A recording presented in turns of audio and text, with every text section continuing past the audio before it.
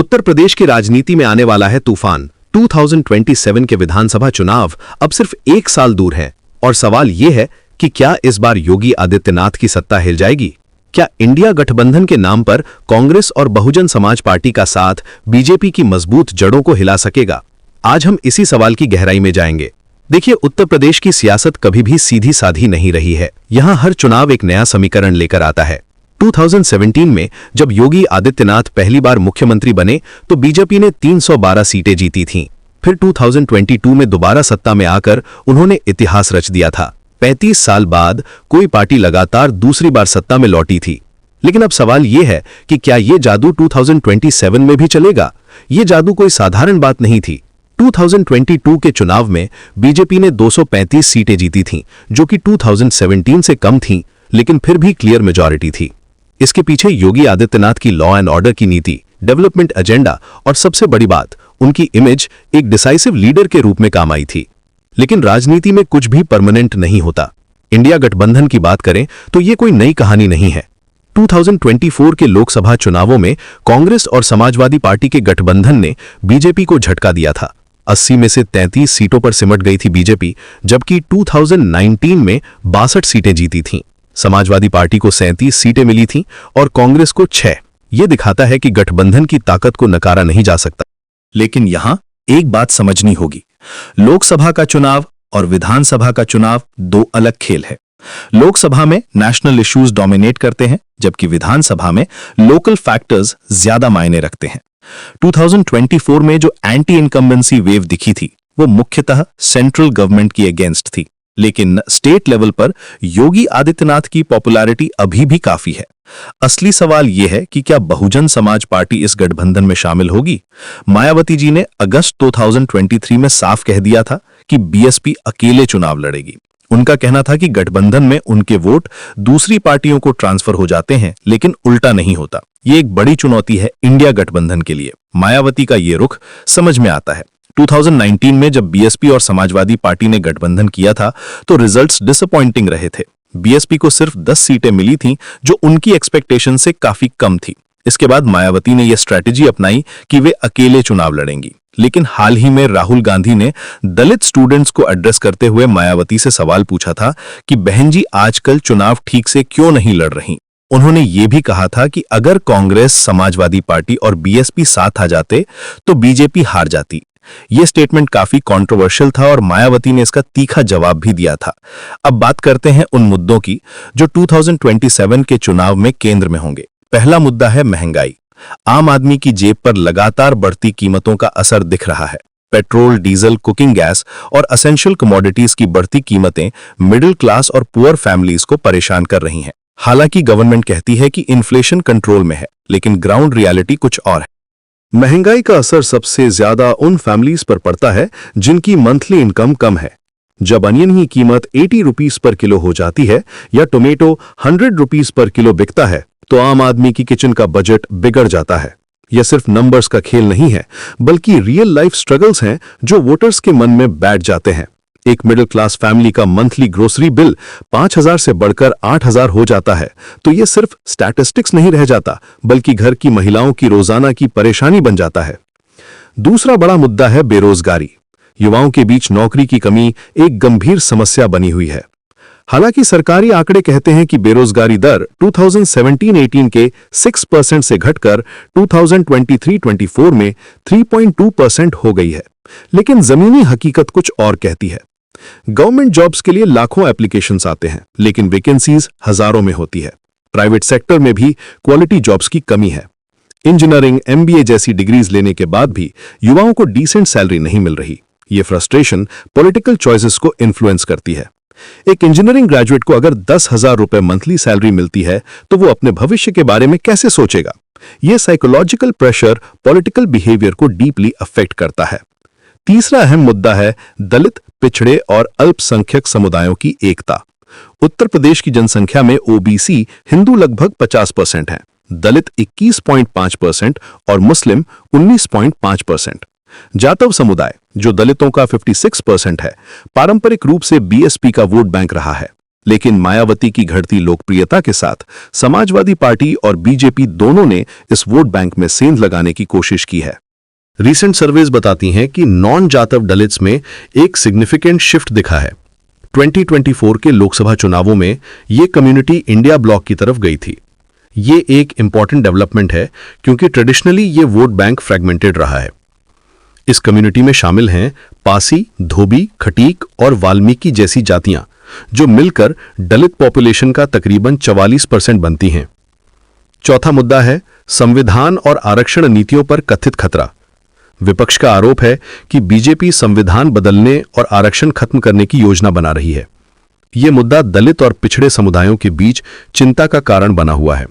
हालांकि BJP in आरोपों को नकारती है, लेकिन अपोजिशन इसे एक इफेक्टिव कैंपेन टूल के रूप में यूज कर रही है।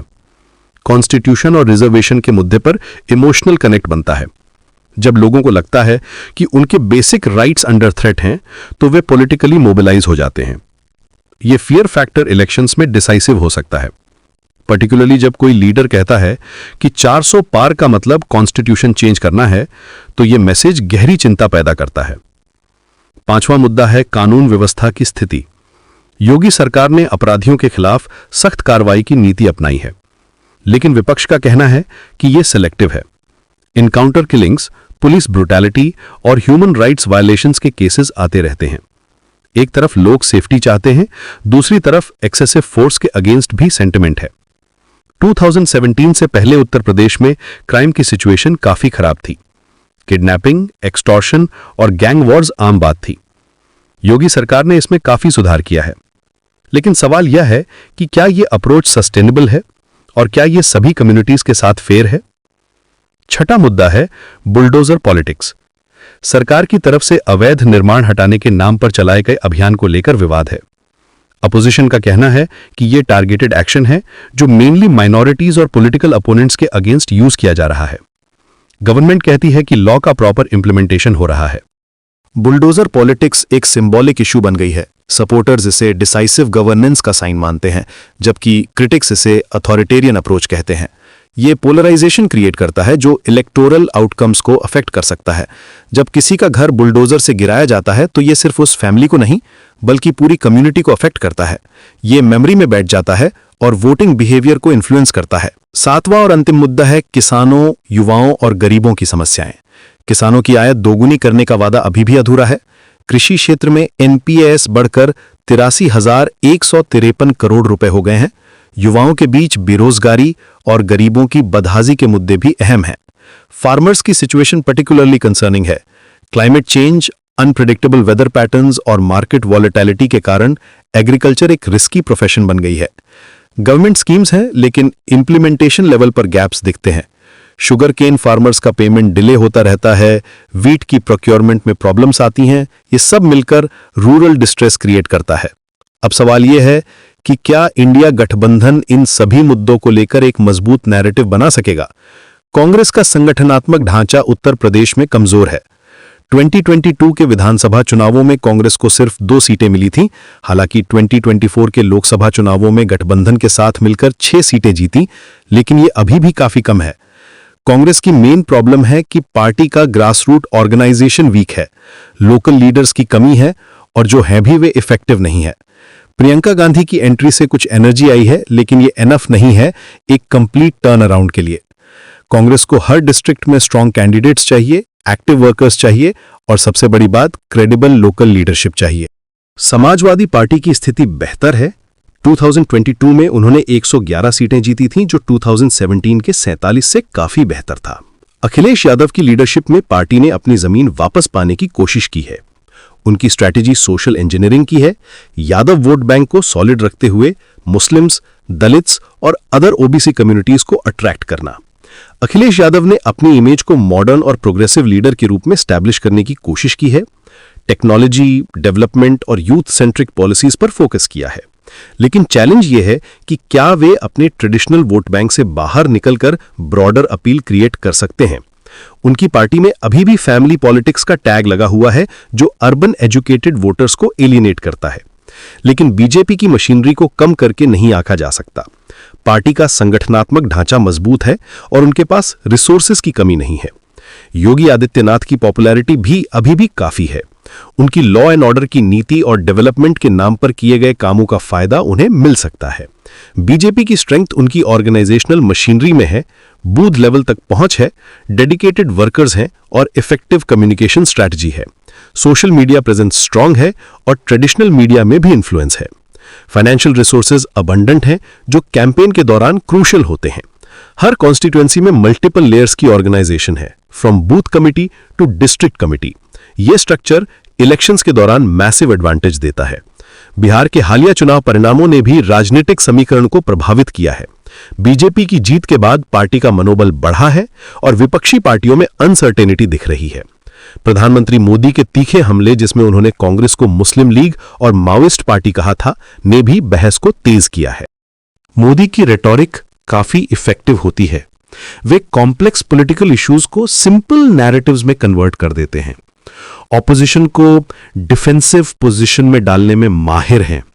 ये साइकोलॉजिकल एडवांटेज बीजेपी को मिलता है।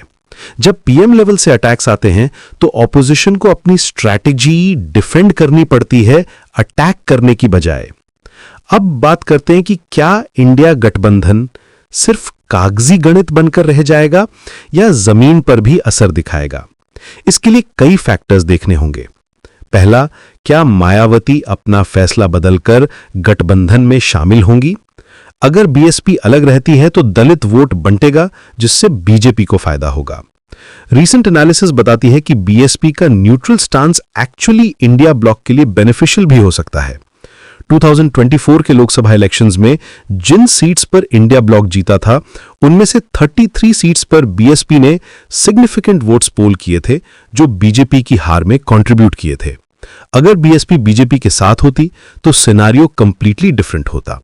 ये कॉम्प्लेक्स इक्वेशन है जहां बीएसपी की प्रेजेंस या एब्सेंस दोनों ही सिनारियोज में डिफरेंट इंप्लीकेशंस हैं। दूसरा फैक्टर है सीट शेयरिंग फॉर्मूला। कांग्रेस चाहती है कि उसे कम से कम 150 सीटें मिले, जबकि समाजवादी पार्टी इसके लिए तैयार नहीं लगती। 2017 में कांग्रेस को 105 सीटें मिली थीं, लेकिन सिर्फ 7 जीत पाई थी। 2024 के लोकसभा चुनावों में 17 सीटों पर लड़कर 6 जीती थी। सीट शेयरिंग नेगोशिएशंस हमेशा ट्रिकी होती हैं। हर पार्टी अपनी विनिंग चांसेस मैक्सिमाइज करना चाहती है। कांग्रेस की डिमांड रियलिस्टिक नहीं लगती, कंसिडरिंग उनकी करंट स्ट्रेंथ। एसपी के लिए भी चैलेंज है कि कैसे कांग्रेस को अकोमोडेट करें without compromising their own prospects. ये मैथमेटिकल पजल है जहां हर सीट का अपना लोकल डायनामिक है। तीसरा फैक्टर है कैंपेन स्ट्रैटेजी। इंडिया गठबंधन को एक क्लियर नैरेटिव बनाना होगा जो वोटर्स को कन्विंस कर सके। सिर्फ एंटी बीजेपी होना काफी नहीं है, पॉजिटिव एजेंडा भी चाहिए। डेवलपमेंट, एम्प्लॉयमेंट, सोशल जस्टिस, इन सभी पर कॉन्क्रीट प्रपोजल्स देने होंगे। इफेक्टिव कैंपेनिंग में इमोशनल कनेक्ट भी जरूरी है। वोटर्स को फील करना चाहिए कि अलायंस उनकी प्रॉब्लम्स को अंडरस्टैंड करती है और सॉल्यूशंस